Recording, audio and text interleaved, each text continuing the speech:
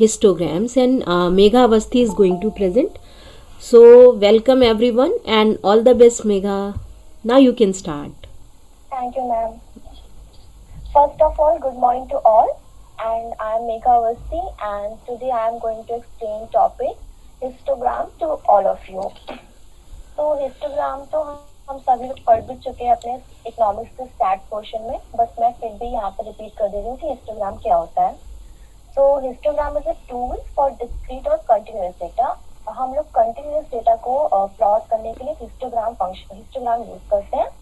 A histogram provides a visual representation of numerical data by showing the number of data that fall within the specified range of value called bins. ये vertical bar graph से काफी similar होता है, but जैसे कि vertical bar graph में हम लोग गैप्स जो होते हैं वो शो होते हैं. हिस्टोग्राम में गैप्स नहीं शो होते हैं. तो हम लोग जैसे कि लाइन प्लॉट को प्लॉट करने के लिए प्लॉट फंक्शन यूज करते थे और बार ग्राफ को प्लॉट करने के लिए बार फंक्शन यूज करते थे, वैसे ही हिस्टोग्राम को हम लोग प्लॉट करने के लिए हिस्ट फंक्शन यूज करेंगे. So hist function is used to draw or plot the vertical bar chart for range of values called bin. So first of all हम लोग import कर लेंगे matplotlib लाइब्रेरी को, and as you can see मैंने यहाँ पर एक list provide करी है जो कि डेटा शो कर रही है जो हमें प्लॉट करनी है हिस्टोग्राम में. एंड हमने यहाँ पर एल लेबल और वाई लेबल भी दिया गया है जो कि हम लोग पहले पढ़ चुके हैं डेटा विजुअलाइजेशन के स्टार्टिंग में. तो मैं इसको यहाँ पर एलैबोरेट नहीं करूँगी. एंड मैंने यहाँ पर सिंपली हिस्ट फंक्शन की हेल्प से ए को पास कर दिया जो कि हमारी लिस्ट है डेटा की. And plt dot show function से हम एग्जीक्यूट करेंगे हमारे हिस्टोग्राम को. अभी मैंने सिंपली सिर्फ डेटा को पास किया है ताकि ये सिंपल रहे. मैं आगे और भी सब कुछ बताऊंगी. सो हम रन कर लेते हैं इसको.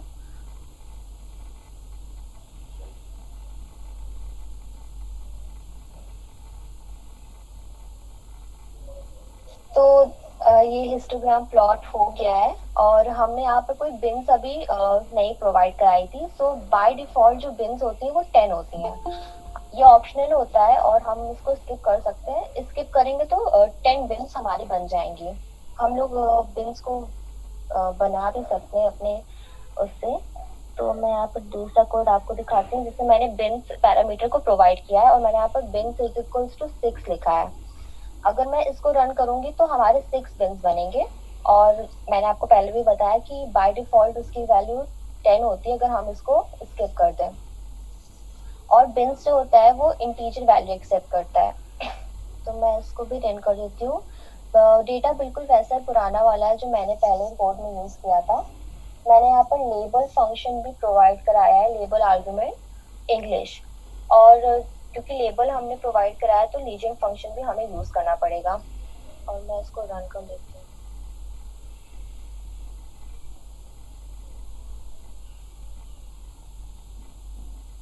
पहले जो हम लोगों ने हिस्टोग्राम देखा था उसमें 10 बिन्स थे, लेकिन इस वाले में सिर्फ 6 बिन्स है क्योंकि हमने 6 बिन्स का आर्गुमेंट प्रोवाइड कराया था.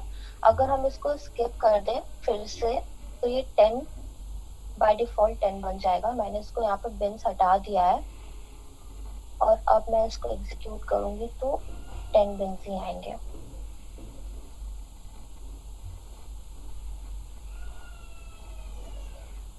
इसमें 10 बिन्स आ गए हैं. पहले जब मैंने बिन्स फंक्शन प्रोवाइड किया था तो सिर्फ 6 बिन्स आए थे क्योंकि मैंने उसमें 6 लिखा था. तो आप इसको स्किप भी कर सकते हो क्योंकि ये ऑप्शनल होता है. अब मैं आपको तीसरा कोड दिखाती हूँ. डेटा बिल्कुल वैसा ही है. हमने इसमें 6 बिन प्रोवाइड कराया है और कलर जो है मैंने इसमें कलर स्टेटमेंट भी दिया है. कलर इज इक्वल्स टू जी लिखा है. जी मीन्स ग्रीन. और हमारे बार का जो एच कलर होगा वो मैजेंटा होगा जो मैंने एच कलर स्टेटमेंट से लिखा है.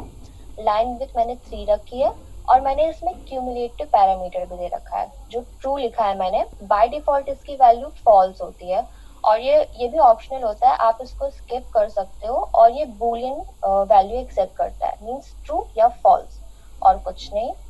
मैंने यहाँ पर बाकी सब कुछ वैसा ही लेबल प्रोवाइड किया है, रीजेंट है, और मैं इसको रन कर लेती हूँ।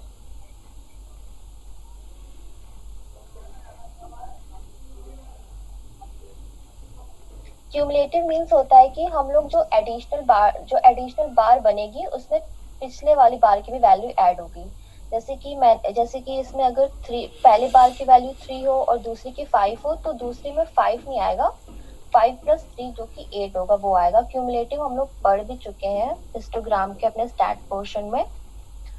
बाय डिफॉल्ट इसकी वैल्यू फॉल्स होती है, तो अगर मैं यहाँ पर फॉल्स लिख दूं तो जैसा हमारा बार चार्ट बनता है बाय डिफॉल्ट वैसे ही बन जाएगा। मैं फॉल्स लिख के भी देख रही हूँ ताकि सबको क्लियर हो जाए।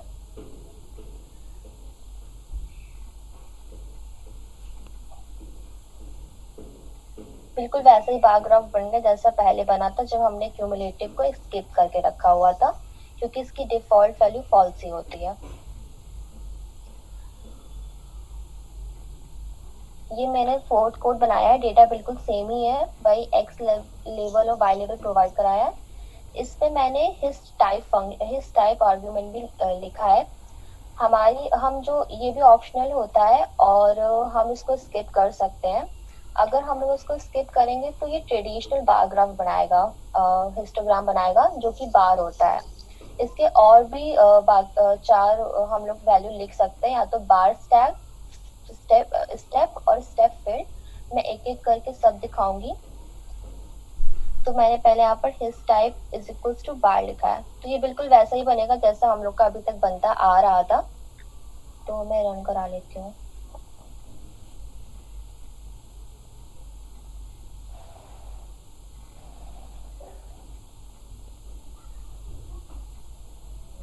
बिल्कुल वैसे ही हिस्टोग्राम बन गया है और जैसा पहले से बनते आ रहा था। अब मैं इसमें बार स्टैक लेके देखती हूँ। बार स्टैक लिखने से कोई फर्क नहीं पड़ेगा क्योंकि हमने यहाँ पे मल्टीपल डेटा नहीं लिखा है। मल्टीपल डेटा के लिए बार स्टैक यूज करते हैं। बार स्टैक का मीन्स होता है कि अगर हम लोग मल्टीपल डेटा लेंगे तो एक के ऊपर एक प्लॉट हो जाएगा, मीन्स एक ही बार के ऊपर हम लोग को मल्टीपल डेटा शो होंगे। यहाँ पर कोई फर्क नहीं पड़ेगा क्योंकि मैंने यहाँ पर मल्टीपल डेटा नहीं लिया है, सिर्फ मैं एक ही लिस्ट ऑफ वैल्यू से इसको प्लॉट कर रही हूँ, पर तब भी मैं लिख लेती हूँ।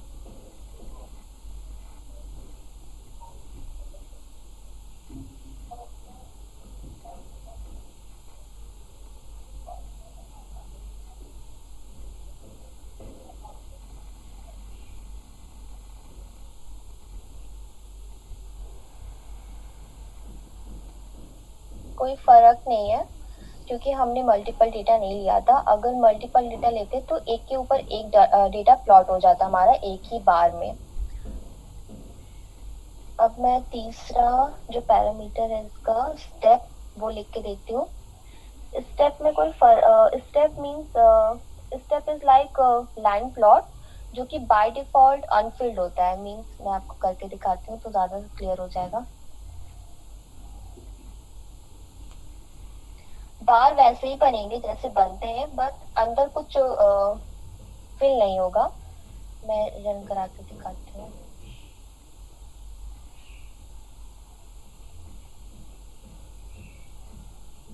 बस हमारी एज लाइनें वही शो हो रही है, अंदर कुछ भी फील्ड नहीं दिख रहा है क्योंकि बाय डिफॉल्ट ये अनफिल्ड होता है।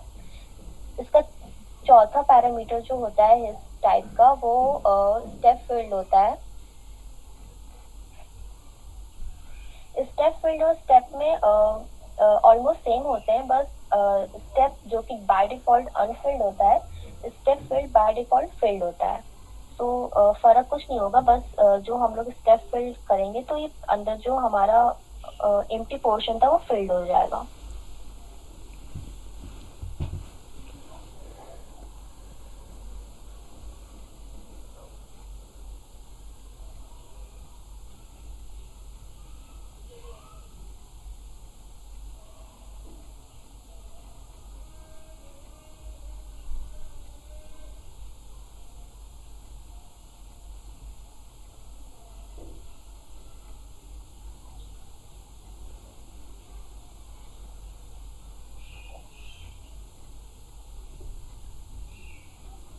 स्टेप में हमने देखा था कि हमारा जो बार एजेस थे वही दिख रहे थे और अंदर एम्प्टी पोर्शन दिख रहा था।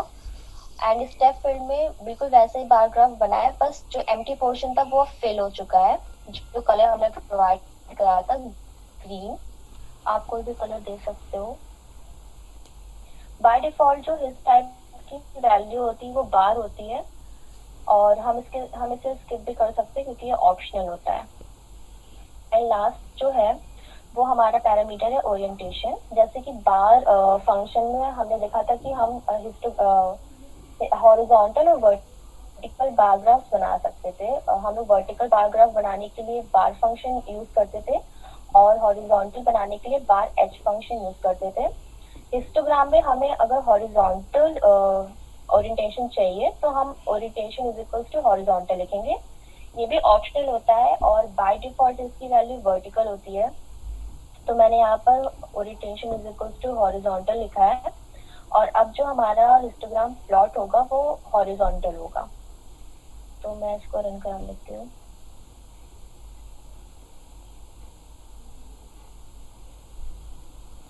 इसमें हमारा जो हिस्टोग्राम प्लॉट हुआ है वो हॉरिजॉन्टल है और बाकी सब कुछ सेम है, बस हॉरिजॉन्टल प्लॉट हुआ है। अगर मैं इसको यहाँ पर वर्टिकल लिख दूँ, एक मिनट ऐड आ गया। अगर मैं इसको यहाँ वर्टिकल लिख दूँ तो ये बिल्कुल वैसा ही बनेगा जैसा हमारा बनता है हिस्टोग्राम।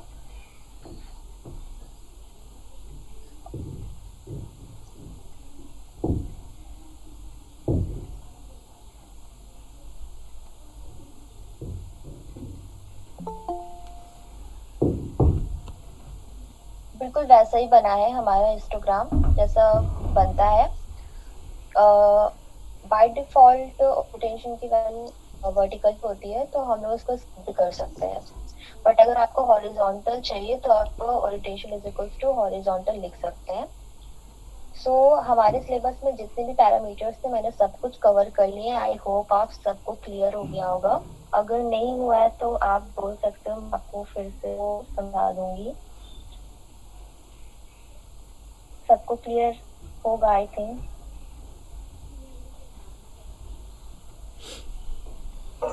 मेगा एक बार बीन्स और क्यूमुलेटिव वाला समझा देना, वो थोड़ा कंफ्यूज है।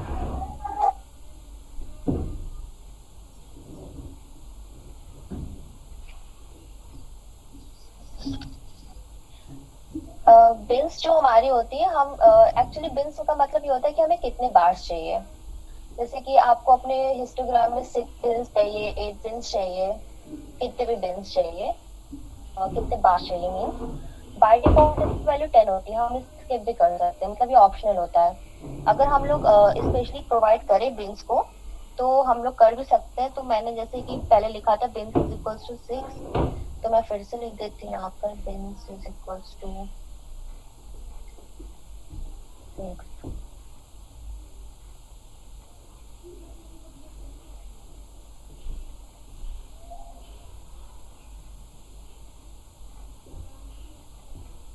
तो इसमें 6 बिन्स है, मतलब 6 बार्स हैं। अगर मैं बिन्स को ना प्रोवाइड करती तो वो बाय डिफॉल्ट 10 मुझे बिन्स देता। अभी मैं इसको स्किप कर देती हूँ बिन्स को, तो देखना 10 बन जाएंगे। सॉरी,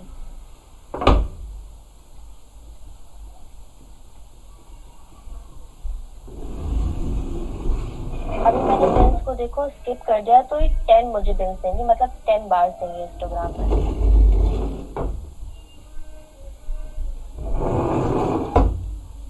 अब देखो 10 बार्स बन गए हैं हिस्टोग्राम में। आई होप क्लियर हो गया होगा आकाश। हाँ समझ गए, थैंक्स। क्यूमुलेटिव मैं बताती हूँ। क्यूमुलेटिव मीन्स होता है कि जैसे कि जितने भी बार्स बनेंगे हिस्टोग्राम में उस एडिशनल बार ग्राफ में पिछले जितने भी बार्स होंगे उसकी वैल्यू एडेड होंगी। तो बाय डिफॉल्ट जो क्यूमुलेटिव की वैल्यू होती है वो फॉल्स होती है, मतलब क्यूमुलेटिव नहीं होगा, फॉल्स मीन्स। और हम इसको स्किप कर सकते हैं क्योंकि ऑप्शनल होता है। और अगर मैं यहाँ पर ट्रू लिख दूँ तो जितने भी हमारा बिन्स, जितने भी हमारे बार्स बनेंगे उन सब में पिछले बार्स की वैल्यू एडेड होंगी। तो मैं ट्रू लिख दे रही हूँ और फिर इसको एग्जीक्यूट करती हूँ।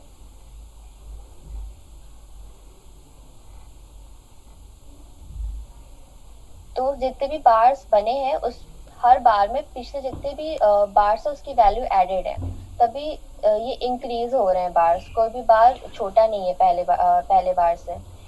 अगर मैं इसको अभी फॉल्स कर दूं तो क्यूमुलेटिव नहीं बनेगा, जैसे हमारा ट्रेडिशनल हिस्टोग्राम बन रहा था वैसे ही बनेगा। मैं इसको फॉल्स कर देती हूँ तो क्यूमुलेटिव नहीं होगा।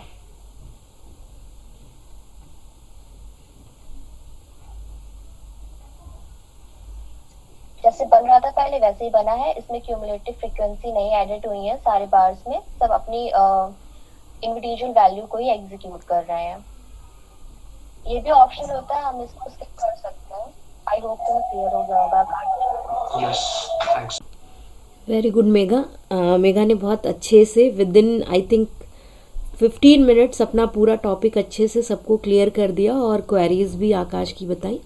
बेसिकली अगर हम बात करें हिस्टोग्राम की, तो in case of histogram we plot frequency of a particular thing, like height है या ऐसा कुछ है, तो हम फ्रीक्वेंसी प्लॉट करते हैं और हम जितनी भी हमें जितना भी डेटा है we divide that data in intervals.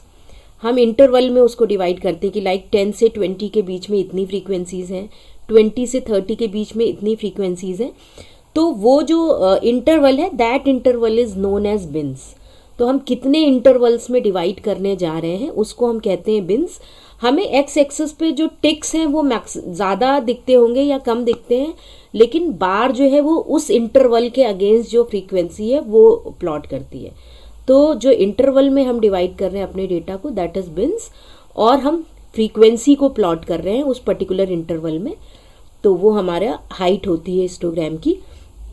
और जब क्यूमुलेटिव की बात करते हैं तो वो क्यूमुलेटिव फ्रीक्वेंसी हो गई, मतलब जो नेक्स्ट फ्रीक्वेंसी है उसमें प्रीवियस फ्रीक्वेंसी ऐड होगी। तो मेघा ने बिल्कुल अच्छे से करके भी बताया। So much everyone, once again thank you Megha. Okay, thank you ma'am. Okay, now you can leave. Thank you बच्चों। Thank you ma'am. वेल